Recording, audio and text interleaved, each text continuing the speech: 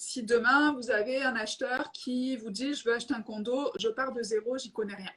Je pense qu'on pourrait comme y aller avec les points principaux qu'on présenterait à un client. Euh, so, la première chose, ça serait peut-être d'expliquer ce que c'est la différence entre un condo divise et un condo indivise. Ce serait Mhm. vraiment la base. Est-ce que l'un de vous deux... Le contour divise, ben, tout d'abord, dans le contour divise, c'est que ça veut dire que chaque. On va commencer avec le certificat de localisation. C'est Mhm. chaque partie, il y a les parties communes puis il y a les parties privatives. Donc, quand on parle de parties communes, on peut parler par exemple de l'immeuble au complet. Donc, on parle de la bâtisse. Donc, il y a des parties communes comme par exemple l'entrée, ça peut être la piscine, toutes les places où c'est commun pour les gens pour aller à leur partie privative. Leur partie privative, c'est quoi? C'est notre petit condo, notre unité à nous, qui est considérée comme la partie privative. Dans les deux cas, également, il y a ce qu'on appelle, ben, dans le certificat de localisation, on va avoir un numéro de lot. Donc, notre partie privative, il va avoir un numéro de lot. Il y aura également la partie commune, donc le building en soi, qui aura son numéro de lot à lui tout seul. Également, ce qui est important aussi dans la copropriété divise, excusez-moi, c'est la Ouais. déclaration de copropriété. Ça, dans le fond, c'est le document qui explique justement les pourcentages au niveau de la partie privative, de chaque partie privative, combien qu'elle vaut par rapport au building total. Donc, on va dire qu'il y a 100 unités, ben, chaque unité vaut par exemple 2% ou tant de pourcents, ce qui fait en sorte que c'est ça qui va faire en sorte que également lorsque ça arrive au niveau des frais de copropriété qu'on va payer, c'est là qu'on va savoir justement combien de pourcentage qu'on paye chacun, qui explique justement notre comment on appelle ça, notre frais de copropriété. Également, qu'est-ce qu'il y a? C'est sûr qu'il y a les règlements d'immeuble. Dans la déclaration de copropriété, il y a vraiment toutes les informations par rapport à l'immeuble. Donc, si on a le droit d'avoir un chien, si on a le droit de le faire louer, vraiment, toute l'information est écrite là-dedans. C'est un document de plusieurs pages. Donc, il y a vraiment la majorité des informations là-dedans. Qu'est-ce qu'il y a d'autre? Les règlements d'immeuble, c'est un document aussi qui est important. Et les états budgétaires, ce qui est très, très, très important pour voir le fonds de prévoyance, comment il est géré, si justement, s'il est bien géré, c'est quoi le montant qu'il y a dans le fonds de prévoyance, c'est très, très, très important. C'est quoi le fonds de prévoyance? Le fonds de prévoyance, c'est comme on peut dire le compte de banque, le fonds qui est mis de côté pour si jamais il y a un problème au niveau de la bâtisse, une réparation qui doit être faite, rapide, pour Prévu, ouais. imprévu ou quoi que ce soit, catastrophe qui peut arriver. Ce fonds-là va aider pour payer les frais, les honoraires justement pour les réparations qui doivent être faites et tout. Oui, il y a le fonds de prévoyance, mais c'est sûr qu'il y a également dans des situations où le montant peut être élevé, il va y avoir aussi ce qu'on appelle une cotisation spéciale. Cotisation spéciale, c'est un montant de plus qu'on paye, tout dépendant. Des fois, ça peut être à chaque mois. Des fois, mes clients, tantôt, c'était à chaque 3 mois. Tout dépendant quel est l'accord. La cotisation spéciale, c'est un montant de plus que tous les copropriétaires vont payer, pas seulement vous, mais tout le monde dans le building qui vont payer par rapport à leur pourcentage de leur quote-part dans leur immeuble. Ils vont payer une cotisation spéciale, donc un montant supplémentaire à chaque mois, on va dire, qui va aider justement à payer tout ce qui est les réparations, excusez-moi, au niveau de la bâtisse. Ouais. C'est Qu'est-ce pas qu'il y tout a le d'autre? temps par mois, hein. Des fois, c'est une Ouais, fois. Une Des fois. fois, ça s'étire sur plusieurs mois. Puis, Des fois, c'est ça. ouais. Ouais. Puis ce qu'on voit arriver souvent aujourd'hui, c'est que à la base, quand ça a été créé, la copropriété, je pense qu'on appelait ça habitation collective, si je ne dis pas de bêtises. Puis ça avait été créé dans les années 70, quelque chose comme ça. Puis c'est comme si on s'était dit, ah ben c'est facile, on va prendre plusieurs propriétaires, on va leur partager le pourcentage de l'immeuble, puis ils vont comme chacun payer leur quote-part de frais de copropriété qui inclut ou non des fois l'électricité, etc. Mais on n'a pas prévu toutes les cotisations spéciales justement au cas où il arrivait quelque chose sur la bâtisse, comme tu disais, Kathleen. Fait que là, ce qu'on mhm, voit aujourd'hui qui arrive, c'est que il y a une loi maintenant qui nous oblige à garder un montant minimum dans le fonds de prévoyance pour éviter Mhm. à demander des cotisations spéciales qui sont régulières. Puis surtout quand c'est ça. des cotisations spéciales, c'est des gros montants. Tu sais, Ouais. mettons, tu es déjà limite dans ton budget en payant ton hypothèque, tes frais de copro, etc. Et puis là, tu te retrouves à dire, ben, selon ta quote-part, il va falloir que tu lâches 10 000 cette année parce que finalement, il y a un gros dégât sur le toit. Tu sais, il y Ouais, a pas mal de copropriétaires qui se sont retrouvés dans le trou parce qu'ils n'avaient pas les moyens de le faire. Donc aujourd'hui, ce qui se passe pour des Salut fois Albert. éviter d'avoir à payer ces cotisations spéciales, c'est qu'on va augmenter les frais de copropriété en c'est disant, ça. ben, il va y avoir un montant qui va être pris de ces frais copropriété qui va être mis dans le compte de fonds de prévoyance pour que justement on puisse prendre les travaux d'avance ou payer des travaux qu'on n'avait pas prévu qu'on doit faire parce que là, toutes les copropriétés se sont retrouvées à devoir faire des études de budget, en fait, des budgets pour savoir l'état de la Il y a eu bâtisse beaucoup de actuelle, puis changements tout ce hein, qui dans s'en les vient. Donc, il dernières y a eu beaucoup années, de là. changements, puis il y a eu beaucoup de propriétaires qui ont été pris là-dedans. C'est pour ça que c'est important quand vous magasinez du condo et du condo divise ou indivise en fait, mais c'est de bien lire les procès-verbaux puis les budgets qui ont été annoncés. Il n'y en a pas Les partout, choses des qui fois, s'en viennent, les choses qui surtout. s'en viennent. Alors, ça Ouais. y est pas tout le temps disponible parce qu'il y a certaines copropriétés qui n'ont pas encore fait leur étude de budget, mais c'est des questions qu'il faut vraiment poser. Mettons, si tu vas avoir un condo dans un building qui date des années 60, où il y a des frais de copropriété qui sont peut-être de 100 pièces par mois, tu sais, avant de t'exciter, voilà, fais une bonne étude, fais une bonne inspection, puis comme sois sûr que la bâtisse va être correcte, puis attends-toi à ce que tu aies des frais à prévoir. Tu sais, donc ça, c'est dans, voir dans ton Ça, budget. Là. c'est un excellent point. J'aimerais ça qu'on y revienne après parce Mm. que j'aimerais ça aussi expliquer la différence entre la divise et l'indivise Bien sûr, on va parce que expliquer. il va y avoir beaucoup plus de sujets à discuter dans le divise que dans l'indivise. Ouais. Mais mon point est le suivant, c'est j'aimerais ça qu'on ait une discussion justement sur les frais de condo trop bas, trop élevés. C'est quoi la moyenne? Puis ouais, qu'est-ce que les frais de condo peuvent avoir comme impact sur la vente d'un Ouais. immeuble? Ben, Mais est-ce que je parle rapidement de l'indivise, comme ça on le passe de oui, bien côté? sûr. Ouais, ouais, Ouais, ouais. Parce que ouais, vas-y. l'indivise, c'est pas si complexe que ça. En fait, un peu comme ce que Kathleen mentionnait, quand on est face à des condos divises, foncièrement, dans le certificat de localisation, ce qui change, c'est qu'il y a plusieurs numéros de lot pour les parties communes, pour chacun des condos. Euh, etc. Puis dans un condo indivise, en fait, c'est qu'il y a seulement un numéro de lot. Donc la raison, c'est que le bâtiment est acheté par exemple, un triplex qui serait redivisé en condo. Bien, à ce moment-là, les trois propriétaires, en fait, c'est comme s'ils achetaient le triplex à trois et se disent, par exemple, nous trois, Mhm. mais Sophie, tu vas rester au rez-de-chaussée, Kathleen, tu vas être au deuxième, puis moi, je vais être au troisième. Tu sais. Donc, foncièrement, dans la loi, comme c'est un seul numéro de lot, les propriétaires sont propriétaires de l'ensemble du bâtiment versus quand on parle de condo, divise, donc divisé. Donc, chacun a son petit numéro de lot. Donc, l'indivise, finalement, c'est exactement comme si Kathleen, Sophie et moi, on s'achetait une maison. T'sais. Puis on se disait, moi, je vis dans telle pièce, dans telle pièce, dans telle pièce. Donc, il y a des.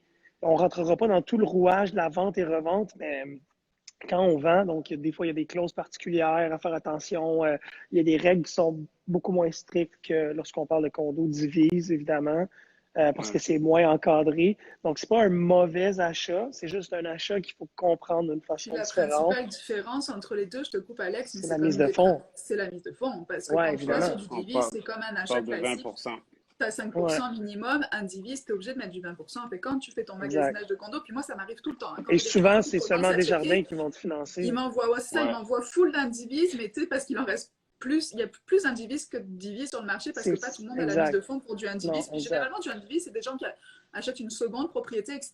Puis, quelque chose qui est très pertinent aussi à dire en différence Salut, entre les Maude. ah, deux tu parce sais. que beaucoup de gens font de la location pour investissement.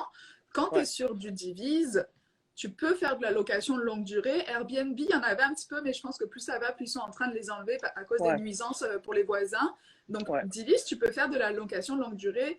Indivise, à part exception, je pense pas qu'il y en ait beaucoup qui autorisent la location là. Ouais, faut que tu ailles. En fait, c'est que l'équivalent, dans le fond, de ce que Kathleen mentionnait tantôt, là, de la déclaration de copropriété, dans l'indivise, donc c'est c'est pas une La déclaration, là, convention, mais c'est la la merci, convention de une C'est la copropriété convention convention. d'indivision. qui est pas Merci, les toujours, amis. ouais, qui est pas toujours existante. Non, mais en fait, c'est souvent c'est que c'est notarié, c'est fait par un notaire qui Mhm. ont pas mal les mêmes règles, tu sais, d'une indivision à l'autre. parce que mon Dieu, ça vaut pas la peine de changer ces choses-là. Puis il y a moins, comme il y en a moins, ben, il y a moins de chances à ce que ce soit des situations différentes, autant que dans les condos divises. Et ben, souvent, là, la règle de ne pas louer, elle est présente, de un. Mais de deux, quand c'est pas la règle, c'est la loi qui s'applique. Puis là, les lois, bon, on ne rentrera pas là-dedans, mais ça devient vraiment au désavantage du locataire à ce moment-là. Mais bref. Mais Donc, aussi, ouais. juste un point pour l'individu, ce qui est intéressant, c'est on peut vendre notre code part. Donc, par exemple, si on prend un immeuble, nous trois, ben, on serait 33,33%. Ben, par exemple, moi, je dis à Alex et Sophie, ben, regardez, moi, je suis tanné, je vais vendre ma partie à, par exemple, mon frère ou quelqu'un d'autre. C'est que je peux vendre ma partie à quelqu'un d'autre et cette personne-là peut s'acquérir justement de ma partie, de mon pourcentage du lot. Ouais, c'est juste qu'il faut que Du tu lot. nous demandes l'autorisation avant.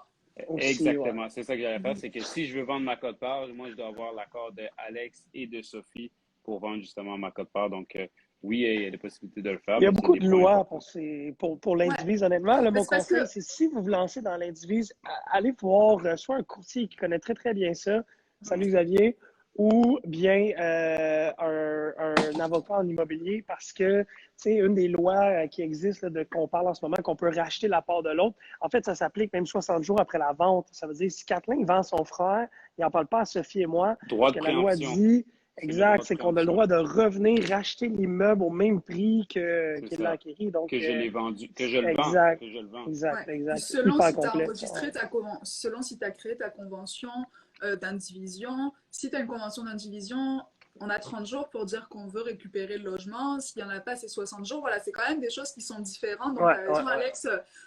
Quand tu vas sur de l'indivise ou que tu décides de créer quelque chose d'indivise, ben, fais-toi accompagner d'un avocat ou d'un notaire. Là, ça va être Exact. super important pour la gestion. Mais Minimalement, ouais. écoute, je pense que la plupart du monde s'en va quand même vers du divise. Je pense qu'il y a beaucoup plus de Divise. choses à dire sur le Il y en a plus divise. sur le marché aussi. Hein. Je serais curieux de savoir la Exact. proportion des deux, mais ça doit être quelque chose comme 90-10, là, honnêtement. Là.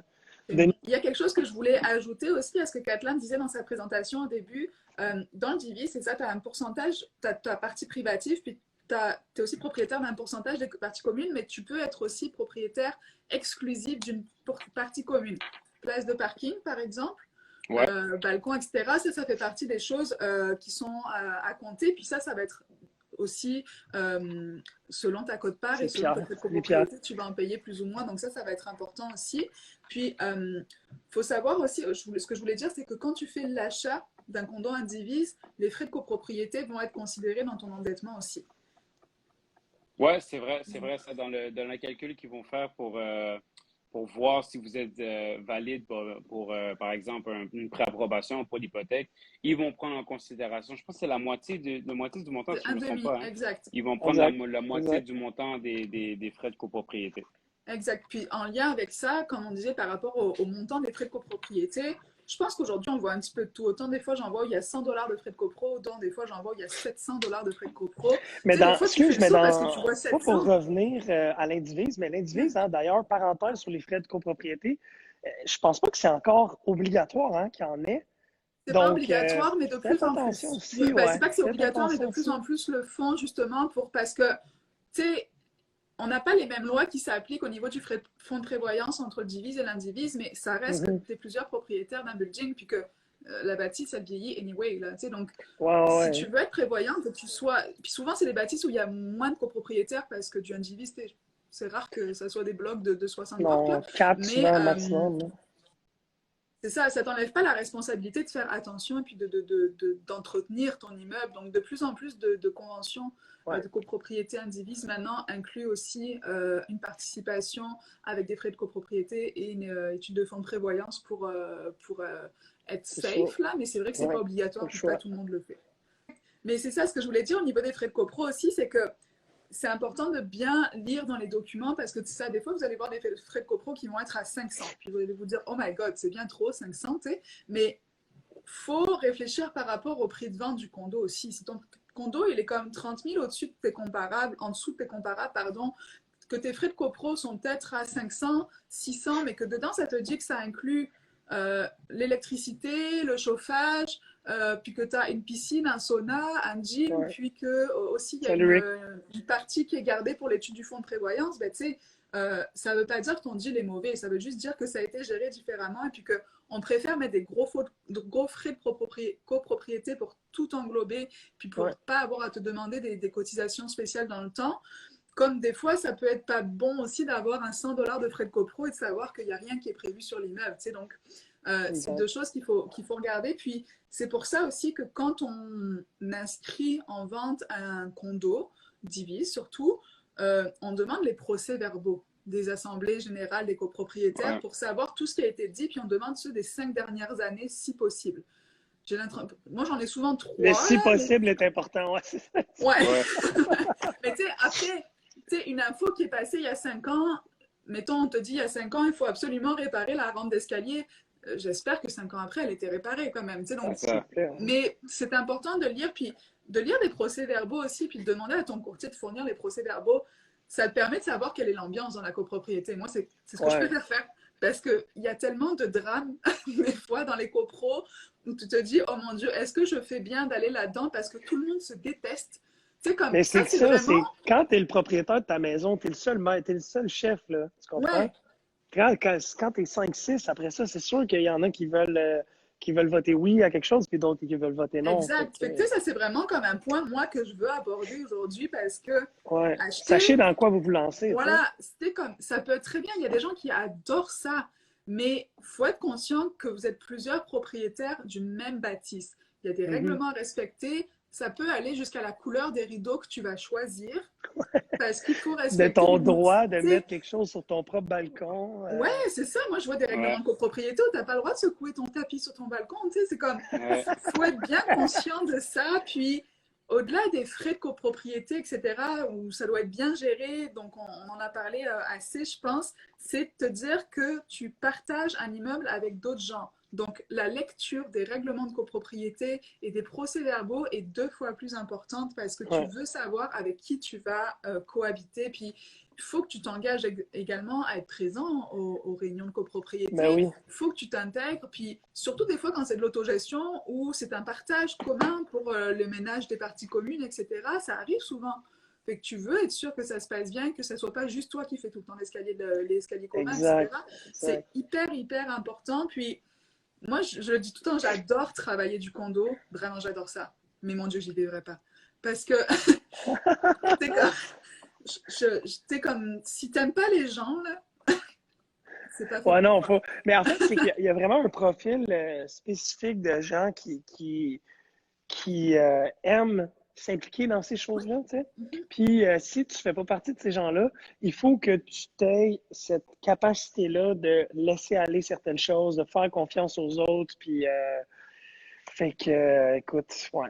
Ouais, c'est Caroline, ça. Ah, Puis, Olivia, comment ça va? puis tu sais, est-ce que un de vous veut expliquer qu'est-ce qui se passe quand on paie pas ses frais de condo? ah, Lorsqu'on ben paye oui, pas les mon frais de Dieu. condo, ben oui, C'est lorsqu'on peut intéressant à pas, savoir. il y a une belle, comment on appelle ça? C'est Une hypothèque légale.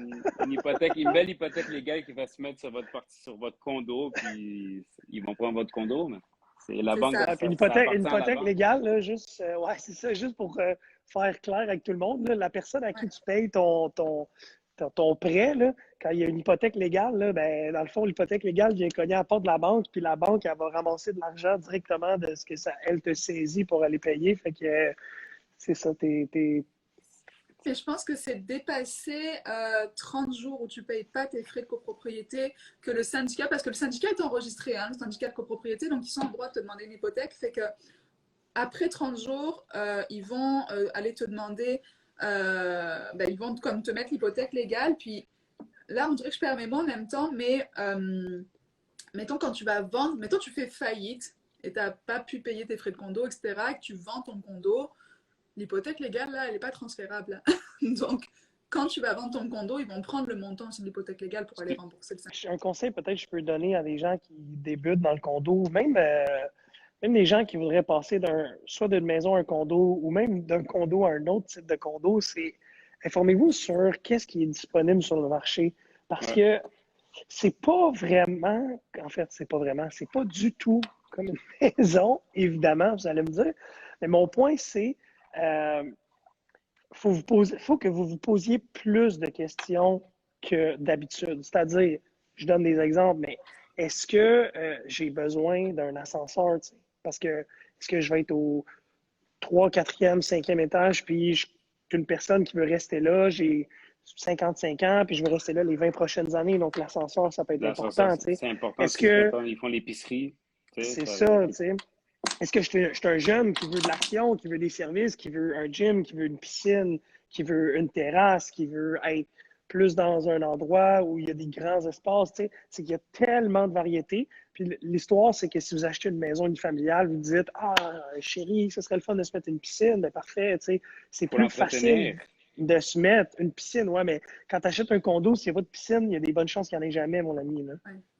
Donc, c'est des choses auxquelles il faut penser. Puis là, c'est des besoins un petit peu plus de luxe, là, mais des fois, il y a des choses qui sont importantes, comme on mentionnait avoir un chien, mais prenez le temps de lire les règlements de copropriété. Il y en a qui autorisent les animaux domestiques, il y en a qui autorisent les petits animaux domestiques en bas de 20 livres, il y en a qui autorisent rien. Fait que, ce serait plate d'amener votre chien chez quelqu'un d'autre parce qu'il pèse 21 livres, tu sais. Ouais, c'est ça. Puis là, tu n'as plus pas le choix de te débarrasser de ton chien que de te Tu l'en vas débarrasser de au ton gym. condo, tu sais. Ouais, Donc, tu sais, ça, c'est exact, important, exact. mais c'est intéressant ce que tu dis, justement, quand t'en vas magasiner un condo selon tes besoins. Puis c'est ça, en fait, c'était une partie que je voulais qu'on parle, puis je l'avais oublié. C'est le condo neuf. Parce que, pourquoi? C'est parce que, déjà, on manque vraiment de logements à Montréal, on le sait. Puis, les logements, les condos qu'on trouve actuellement sur le marché, justement, on n'a pas forcément envie de s'en mêler avec un risque de cotisation spéciale, et des travaux de Mhm. finition, etc. à finir. Fait que quand vous êtes un acheteur, un premier acheteur, parce que c'est souvent des premiers acheteurs, que vous n'êtes pas trop bricoleur, etc., pensez vraiment à l'achat du condo neuf. Puis, c'est une façon différente, entre guillemets, de magasiner, mais qui est presque même plus facile, parce que vous achetez quelque chose la plupart du temps qui est sur plan. Ah, Donc, c'est ça que j'allais dire. Quand tu dis ben neuf, oui, toi, tu veux dire, en fait, sur plan, comme même ouais, pas ouais, encore comme construit. en construction, Ah là. ouais, ça c'est. Honnêtement, si vous n'êtes pas pressé, là, c'est immense, là, parce que Ouais. souvent, ça fonctionne par phase, ces Ouais. choses-là. Fait que par le temps que vous avez acheté la phase 1, quand la phase 2, 3, 4 est en construction, votre phase 1, là, elle a déjà pris de la valeur, là. Fait C'est qu'avant ça. même que votre condo, comme physiquement, existe, là, Ouais. il vaut déjà plus cher Il vaut souvent que ce que déjà vous plus l'avez cher. payé. Puis une fois que c'est construit, une fois que les 4 unités sont construites, 4, ça peut être 2 ou plus. Des fois, le nombre X, là, que le projet est terminé, souvent, votre condo, il vaut Puis très cher. Fait il que, y en a plein qui font ça. Il y en a ce qu'ils font. Il y en a qui font, c'est qu'ils en achètent deux, par exemple, dans la phase 1. Ils en gardent un pour eux pour vivre dedans Mhm. et l'autre, ils le font louer. Puis celui ben qui est loué, oui, tellement qu'il a pris de la valeur, il paye, ça paye le premier, ben oui. l'hypothèque de l'hypothèque. En tout cas, ça, c'est un autre Exact. histoire. Puis, Tellement, il tellement. y a, Il il y y a a, il y tellement de a beaux investissements à faire Ouais. là-dedans, là, dans le vraiment, puis locatif. il y a une partie financement qui est intéressante, c'est que quand tu fais l'achat d'un condo sur Et, plan, c'est que oui, tu dois passer à la banque, puis tu vas être évalué pour savoir si tu as la capacité d'endettement, etc. Mais c'est que la façon dont ça se passe quand tu achètes du neuf, mettons, moi j'ai regardé là pour un condo en livraison automne 2024 pour moi. C'est loin, 2024. Mais justement, c'est 60 000 dollars possible de plus-value à la date de la livraison, là. mhm. Mais ce qui est intéressant, c'est que la façon dont tu vas réserver ton unité, c'est que quand tu vas te dire, OK, What's je up, veux Joe? acheter le condo, tu vas faire un contrat préliminaire. Tu passes pas par les formulaires de l'OAC, tu passes par les contrats préliminaires du Con- constructeur. Donc, soit Exact. tu vas avec ton courtier, si ton courtier est autorisé par le constructeur à représenter un client, soit tu vas directement voir le constructeur. Mais quand tu vas signer ton contrat préliminaire, dans les souvent 10 jours qui suivent, on va te demander un premier 5%. C'est Donc, ça. c'est tu sais, mettons, je te prends un condo, enfin, ça dépend les montants, mais 5% par rapport à une mise de fonds que tu vas mettre sur une maison, etc., c'est pas beaucoup là sur un condo. Puis ensuite, on va te redemander 5% 6 mois après la signature du contrat préliminaire, puis on va peut-être te redemander 5% peut-être au niveau de quand tu vas faire la dernière inspection, la première et dernière inspection avant la livraison du condo. Donc ça te permet d'étaler aussi un petit peu tes économies pour Ouais. avoir ton condo. Puis, comme dit Kathleen, dès que tu l'as, il a pris de la valeur, tu peux tout de suite refinancer puis acheter quelque chose d'autre. Donc ça, c'est super intéressant quand tu fais l'achat du neuf. Par contre, il y a des choses qu'il faut savoir, puis moi j'ai été confrontée à ça avec des clients, c'est que quand tu fais l'achat du neuf, tu n'es pas au courant vraiment des frais de copropriété d'avance. Tu as peut-être une idée, une estimation, mais ça se peut qu'il bouge un peu, qu'il fluctue. Tu ne sais pas non plus combien tu vas payer de taxes scolaires et municipales. Donc Ouais. ça, c'est assez simple. Généralement, tu vas avoir les comparables autour qui sont déjà construits, déjà habités, puis tu es capable d'avoir une estimation. Mais Ouais. Et tu n'as pas de certificat de localisation non plus à l'avance parce que quand tu achètes sur plan, c'est vendu en superficie brute. C'est une C'est chose qui est ça. super importante à savoir, que tu ne sois pas surpris quand tu vas aménager dans ton condo, te dire ah, il me semble plus petit que ce que j'avais l'impression. Parce que Exactement. c'est vendu en brut et toi, quand tu vas le revendre, tu vas le vendre en net. Ça, c'est super important. Mais donc, oui, tu as moins d'informations. Mais en attendant, tu pars de zéro. Puis un des avantages avec la construction neuve, c'est que tu as la garantie de la GRC. Donc tout ce qui est vis de construction, etc., ça va être pris en charge. Donc tu parlais de l'histoire Ketlin. Non, c'était Oh, Ketlin, ouais, ouais, c'est moi. Ouais, ouais, c'est c'est moi. ça, c'était toi Ketlin, où il y avait un vice de construction. Puis des fois, quand tu vas regarder des déclarations de copropriété, des procès-verbaux, tu vois qu'il y a des vices de construction. Tu n'es pas obligé de faire le saut non plus, parce Mhm. que souvent, c'est garanti par le constructeur, puis les réparations sont faites par le C'est constructeur. ça. À moins qu'il y ait des procès moi j'en ai déjà vu là sur des condos neufs qui ont pris feu, etc., où ça a été plus compliqué que ça. Mais en Aïe, aïe, aïe. général, c'est quand même pris en charge par le constructeur. Donc, tu achètes quelque chose sous garantie, comme si tu achetais des électroménagers. Puis, je parle d'électroménagers, souvent dans les condos neufs, tu as des Bien. promotions. Les Ouais, promoteurs incluent les électros. Quand tu dois tous les acheter, c'est une sacrée facture, donc tu es content de les avoir. ouais. Puis, ça se négocie différemment que quand tu achètes du condo qui existe déjà. C'est que je dis pas que ça se négocie pas, mais ça se négocie différemment et peut-être moins. Fait que tu peux peut-être avoir un prix sur ta place de parking ou tu peux négocier un bon d'achat pour tes électros s'il n'y en a pas encore. Donc, ça, c'est des choses qui sont vraiment au cas par cas selon les constructeurs. Mais c'est super intéressant d'acheter du neuf là parce que ça te donne l'impression de construire ta propre maison parce que tu vas aller Oui, choisir tes matériaux, etc. Parce que souvent, c'est inclus dans le prix, à part si tu veux des matériaux extra où tu vas payer en plus. Mais c'est une bonne façon de démarrer un premier achat parce que tu as quelque vraiment. chose de A1 quand tu emménages là, puis C'est ça prend motivant beaucoup de aussi parce valeur. que, comme tu dis, tu payes le 5%, ensuite un autre, puis un autre. Fait que quand tu payes le premier, tu es comme, OK, je mets de l'argent de côté, puis on y va, là, c'est vrai, tu sais. C'est Exact, encourageant. exact. Moi, je trouve, là, mais. Ouais. Mais en tout cas, si, pour dire aussi aux gens qui ne nous connaissaient pas encore, puis qui nous regardent, peut-être quelle zone on dessert chacun si quelqu'un veut s'acheter un condo ou une maison. Bien sûr. Mais en tout cas, si vous avez besoin de condo, fait que je suis en train de parler, donc je vais prendre la première. Mais moi, je fais l'île de Montréal, principalement Ville-Marie, Plateau-Mont-Royal, Hochelaga, Villeray, ben, presque tout en fait, comme ce croissant-là. Puis vous, je pense que vous êtes pas mal dans le même coin. Je fais aussi de Rive-Sud aussi. Voilà. Kathleen? Ouais, ben moi, c'est Rive-Nord, Laval, tout ce qui est au niveau aussi Boisbriand, Rosemère, Blainville, tout ça. Également, j'ajouterais même la Rive-Sud, donc Brossard, Saint-Hubert, tout ça. Je passe beaucoup de temps là-bas, je visite beaucoup de propriétés, donc je commence à m'habituer aussi. On peut rajouter ça aussi au portefeuille. Cool. Moi, je fais pas mal plus les Laurentides, un peu la Naudière, Laval, Montréal aussi, mais vraiment plus les Laurentides. Ouais. C'est good. Cool. Hey, les amis, c'était Parfait. très cool de vous voir. Merci à ceux qui nous ont suivis, qui N'hésitez pas ont si vous avez changé des leurs questions. habitudes du Yes. dimanche pour le mercredi. Ouais, Mais ouais, n'hésitez pas à nous écrire s'il y a des questions, ça me fait toujours plaisir. bien sûr.